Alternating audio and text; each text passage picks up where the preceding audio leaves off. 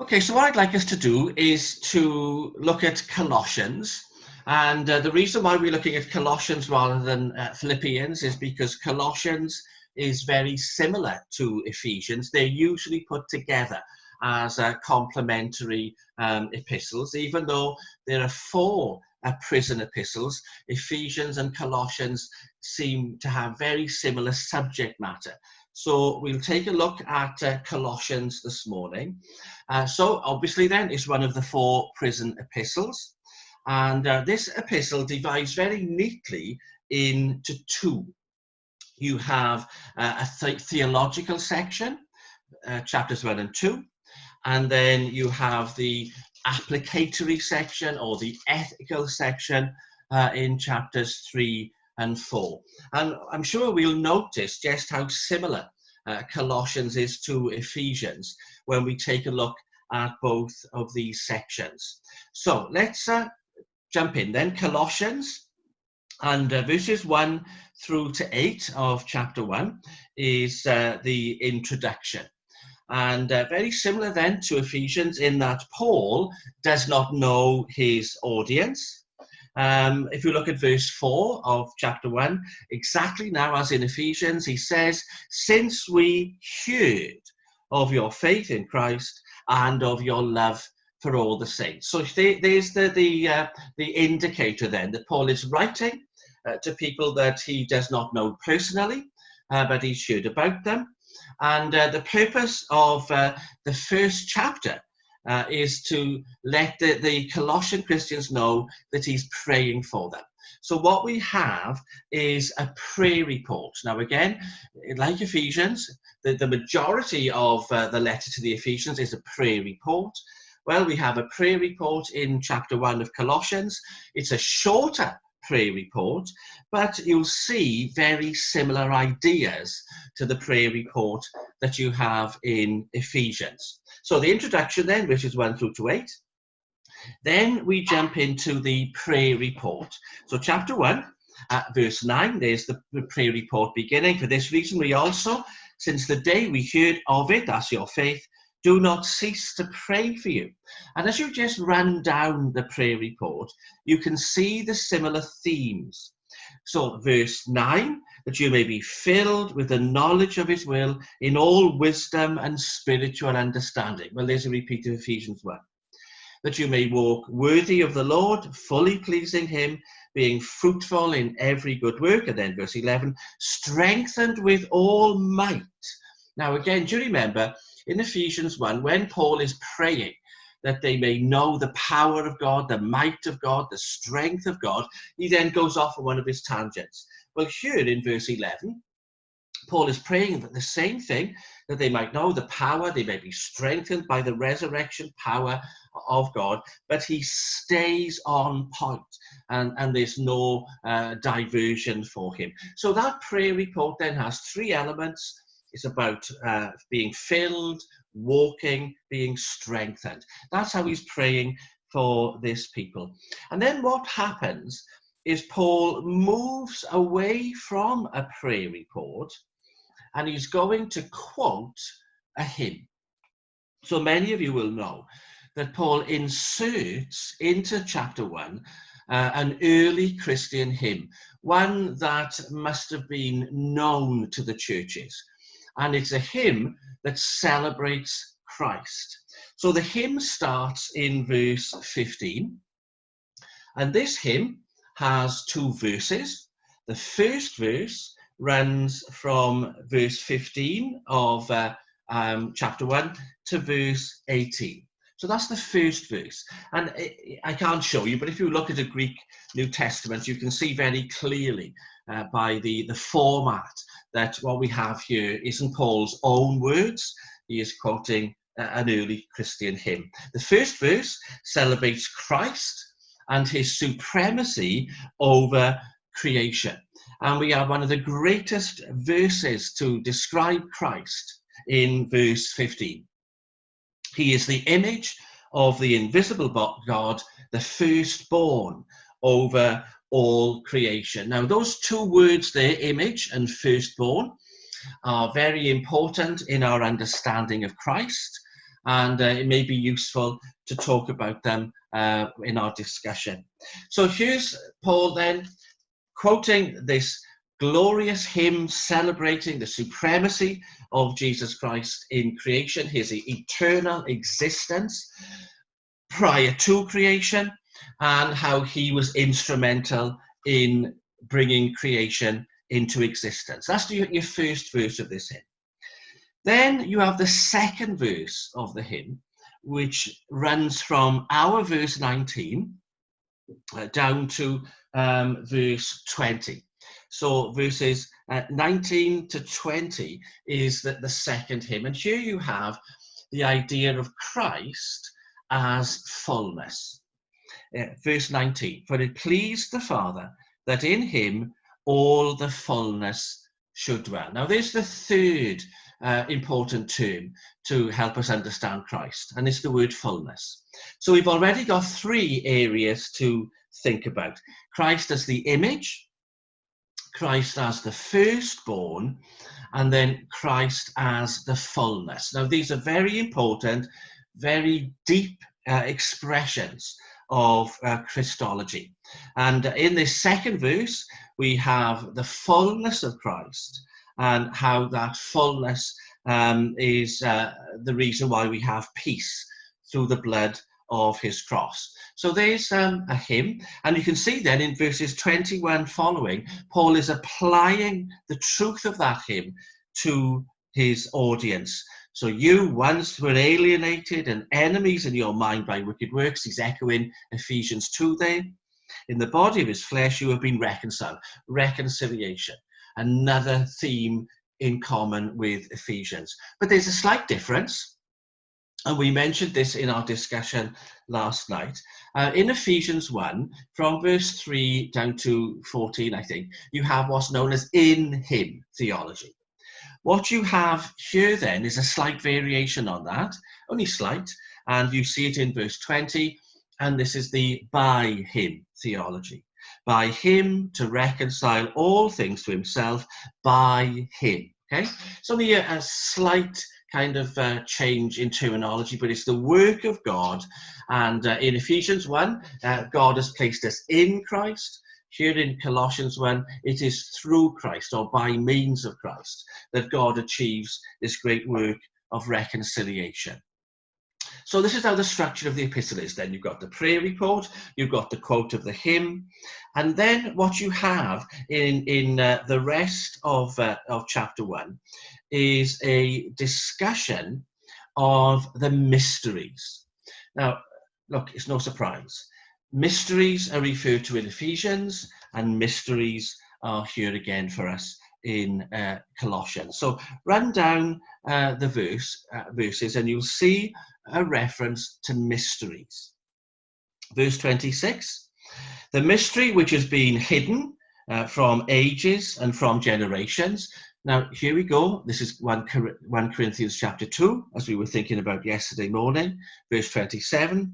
To them God willed to make known what are the riches of the glory of this mystery among the Gentiles, which is Christ in you, the hope of glory. Can you see the themes then that preoccupy Paul through much of his ministry?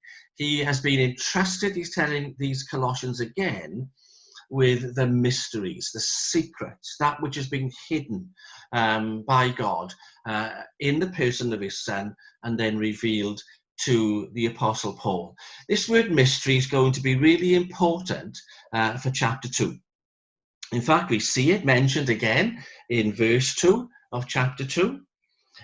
He's, if you like, encouraging them again that they may be built up, that they may grow, they may be knit together in love, and that they may attain to the knowledge of the mystery of God, both of the Father and of Christ. So let's add to our pile of words this morning, and if we get the chance, we can discuss mystery.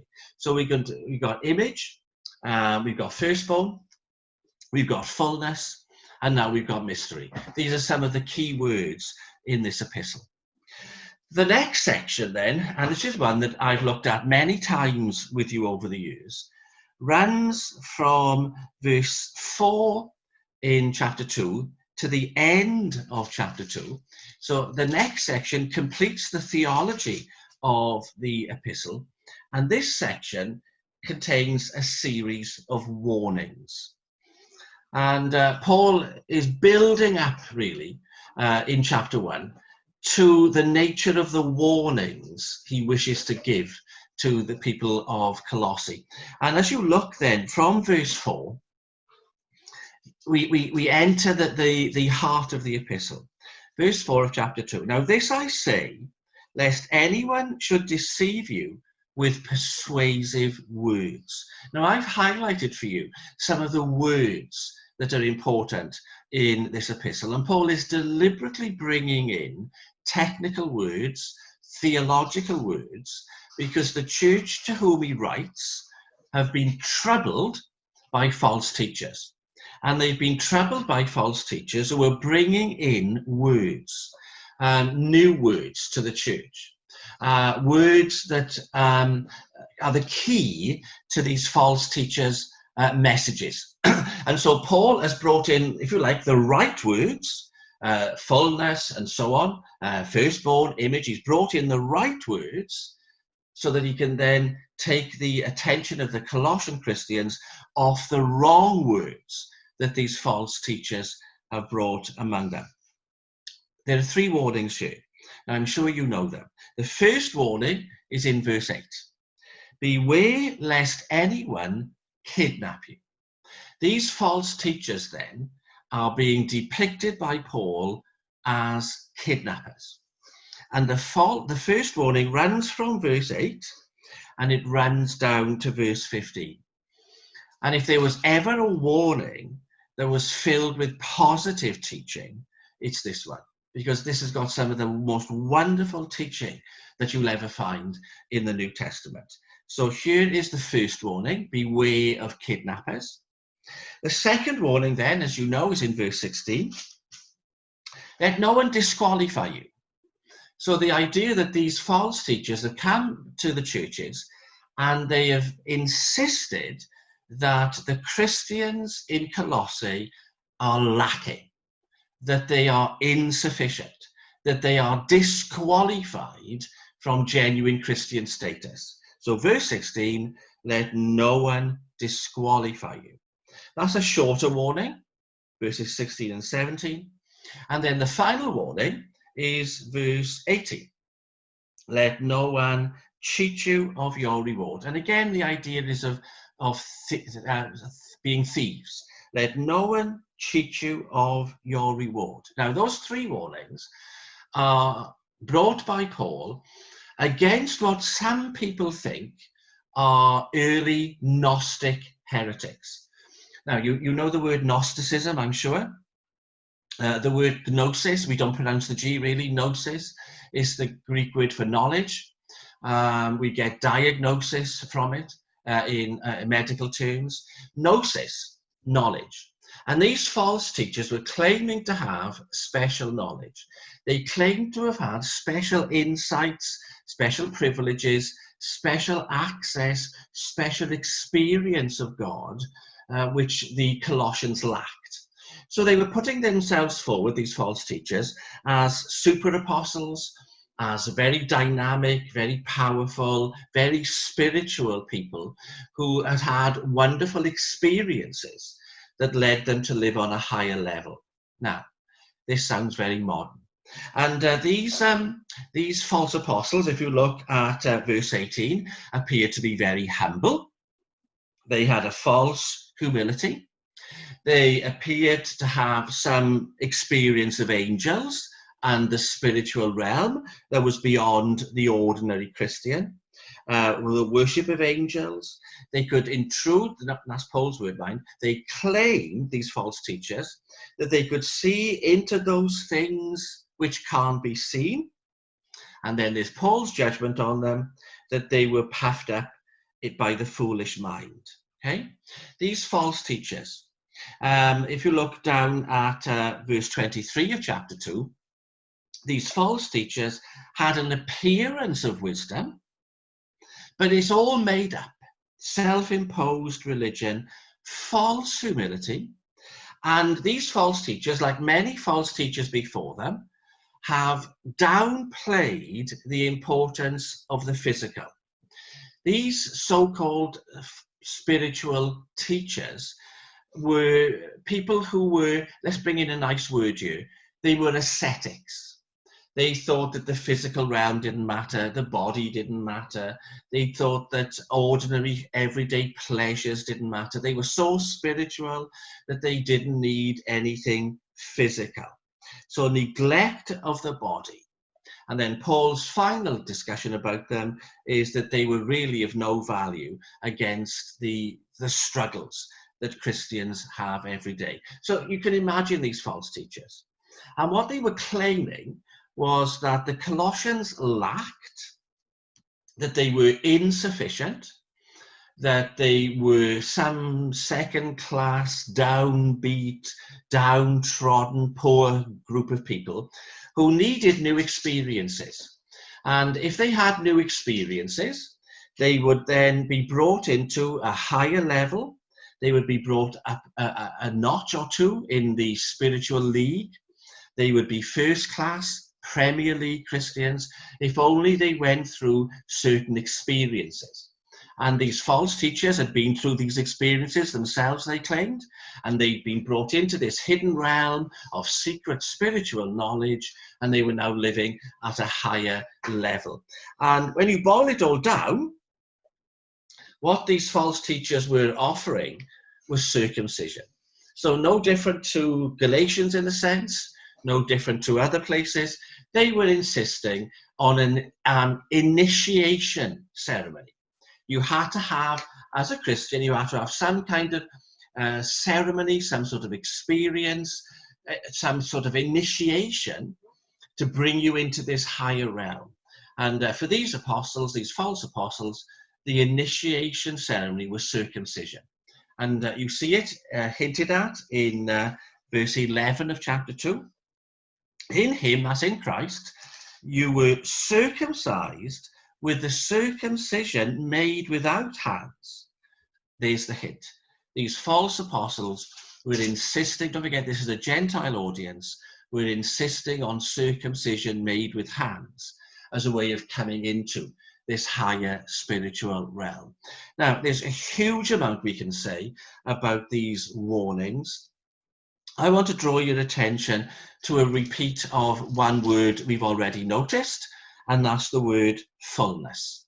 So if you look at verse 9 of chapter 2, in him, that's in Christ, so we've got a bit of this in him theology going on. In him dwells all the fullness of the Godhead bodily. So we've had the word fullness in the hymn being quoted in the first chapter. And then verse 10, you are complete in him, who is the head of all principality and power. And the word complete there is a form of fullness. So Christ has all the fullness, and because Christ has all the fullness, and we are in Christ, we have all the fullness. So Paul's great argument against these false teachers is that we are full, we are complete, we lack nothing. Don't let anybody persuade you that as a Christian you lack and therefore you need an experience in order to bring you into fullness. We have the fullness because we're in Christ and he is full. That's a summary really of how Paul deals with these false apostles. We could look into these warnings in more detail when we have our discussion, but I'm sure some of you are familiar already with the substance of these warnings. So first two chapters then, the theology is a theology of Christ, and then by implication it's a theology of the Christian. So Christ is first. He is the image of the invisible God. In him all the fullness dwells. We are then in him, and so we are complete. That's the theology of Colossians. And then as you go to the next chapters, the implication, the practical outworking, the ethics, if you like, how to live, therefore, as someone who is full, Paul gives us various instructions. And in chapter 3, what you have then is verses 1 through to 11, you have what's known as the death to life ethic. We are to live as those who were dead but have been made alive. What does it look like to live as a person who was dead? So if you look at verse 3 of chapter 3, for you died, and your life is hidden with Christ in God. And then verse 4, when Christ, who is our life, appears, you will also appear with him. These are words of life. Verse 5, put to death your members which are on the earth. So that to me is very, very interesting question. How would a dead person who's come to life like to live? What would your life look like if you have been raised from the dead? And this is a further nod in the directions of Ephesians, because in Ephesians 2, you were dead in your trespasses and sins, and God has made you alive together with Christ. And that's the same idea here. It's the idea that to be a Christian means you've already experienced resurrection. You have been made alive by the Spirit of God. The same Spirit who raised Christ from the dead has raised us from the dead. Some people refer to this as the spiritual resurrection. So we've known resurrection number one, if you like, an inner spiritual resurrection. So we need to live in the light of that. But one day then we will have resurrection number two, and we will have the resurrection of the body.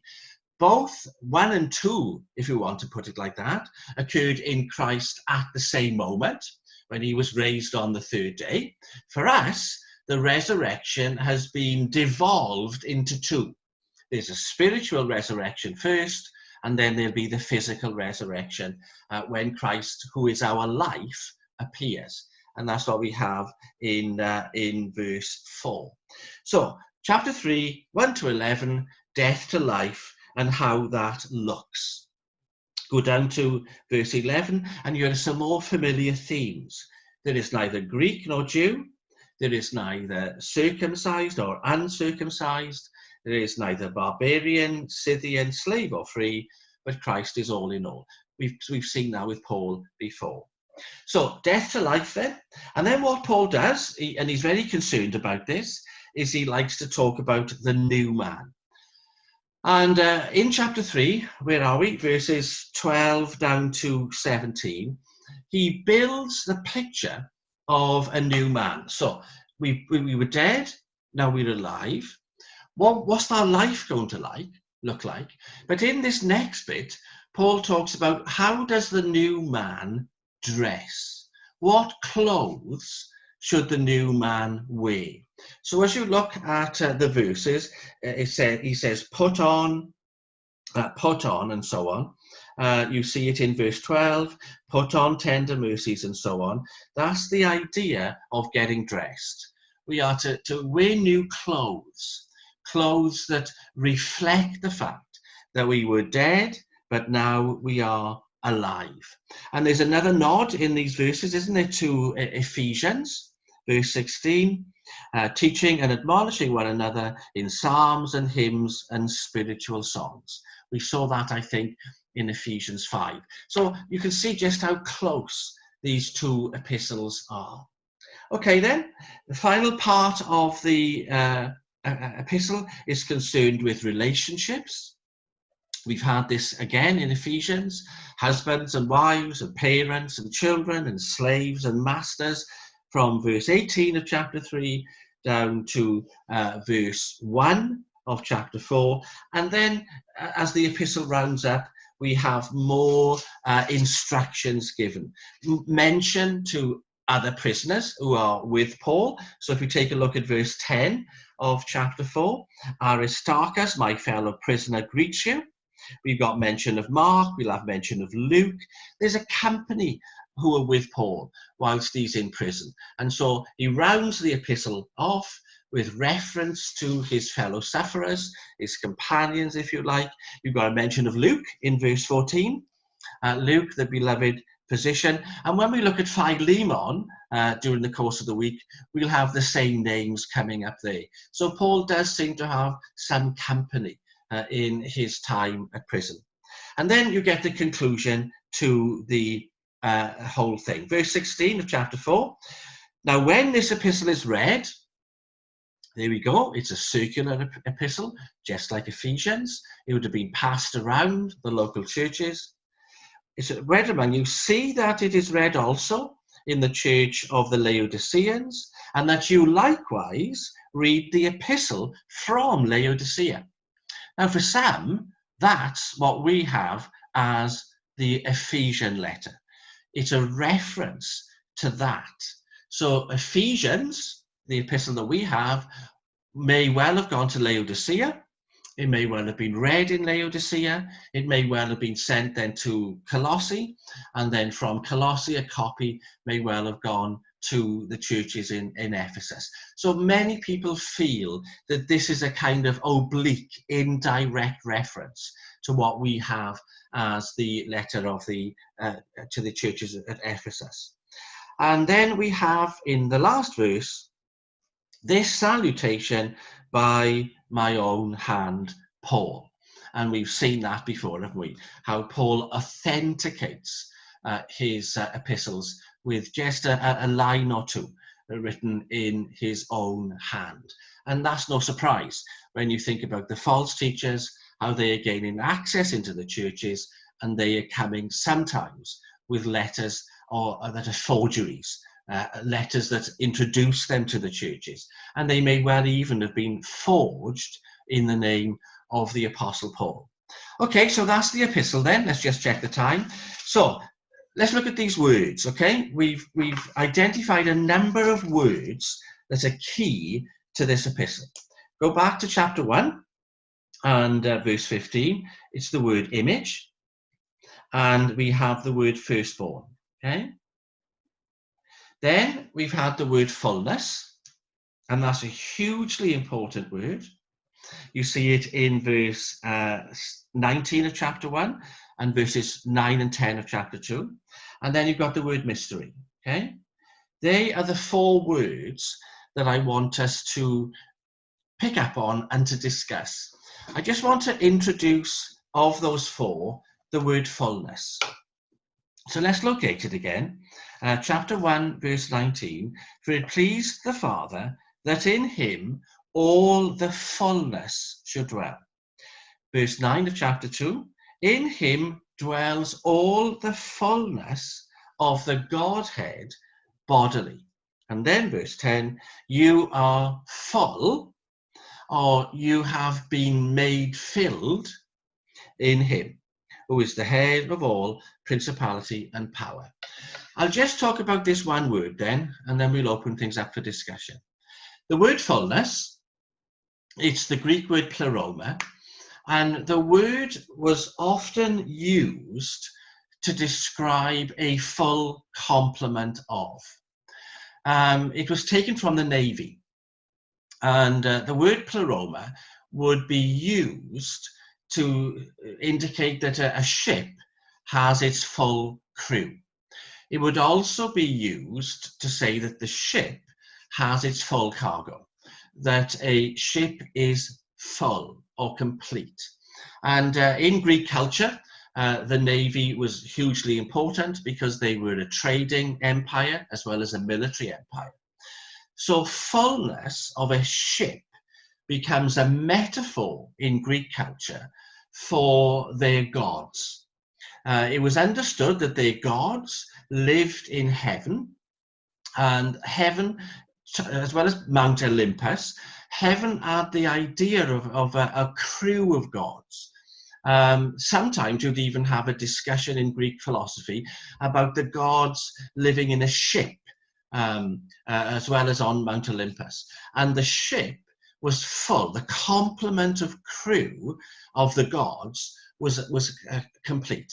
So you had to have all the gods. You couldn't do without any one of them to have a full panoply or pleroma of gods.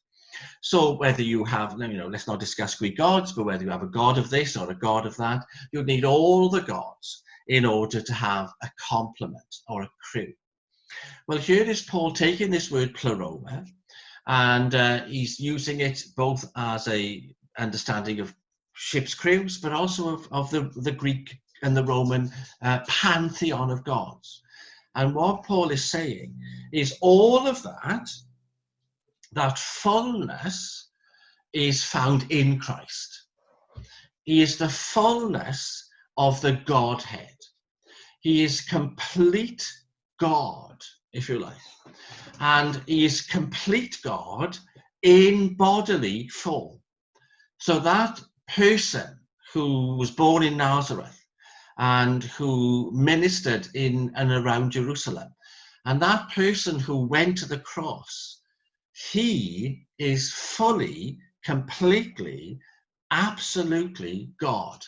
He lacks nothing in terms of deity. So you'd look at a man, and you'd look at a man in weakness, but you're looking at somebody who has the fullness, the totality of godness in his person. That's who he is. And this is what the hymn celebrates in the first chapter. And this is what Paul is emphasizing in this verse.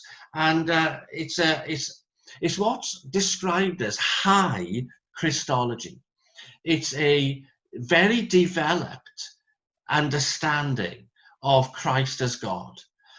So if you think of all the qualities of God, if you think of omniscience, omnipotence, omnipresence, if you think of creative power, sovereign power, glory, majesty, if you think of invisibility, infinity, all these attributes and qualities and distinctions and characteristics of God, all of that is in the person of Jesus Christ.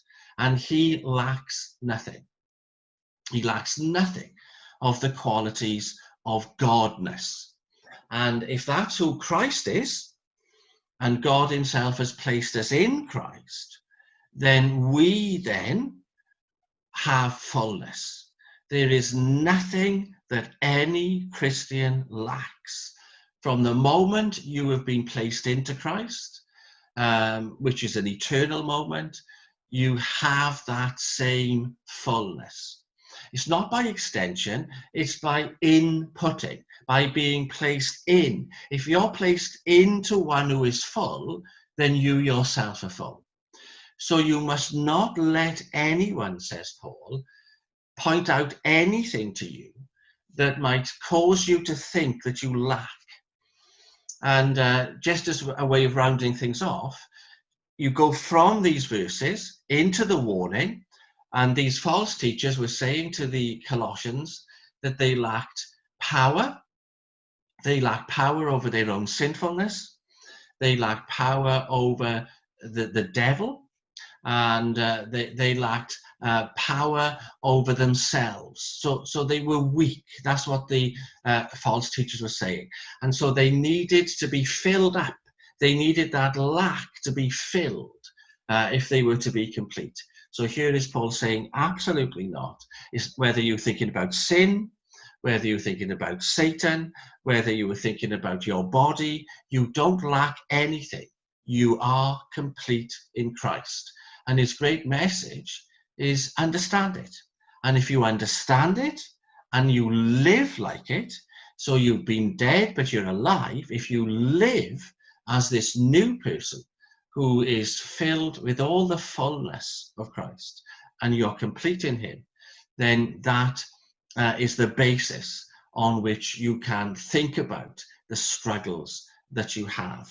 So there you have it then, Colossians.